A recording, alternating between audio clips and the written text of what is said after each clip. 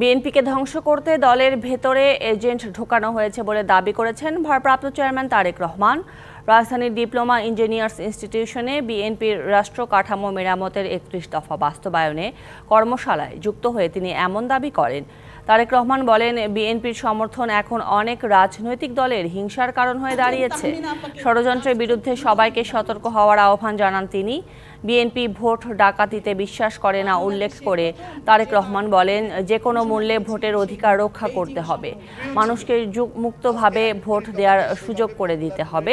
ব্যক্তি স্বার্থ সিদ্ধির জন্য দলকে কেউ ব্যবহার করলে তাদের শক্ত হাতে দমন করতে নেতাকর্মীদের নির্দেশ দেন তিনি। ৩১ দফা নিয়ে ঘরে ঘরে যাওয়ার পাশাপাশি জনগণের সমর্থন ধরে রাখতে নেতাকর্মীদের প্রতি আহ্বান জানান বিএনপির ভারপ্রাপ্ত চেয়ারম্যান।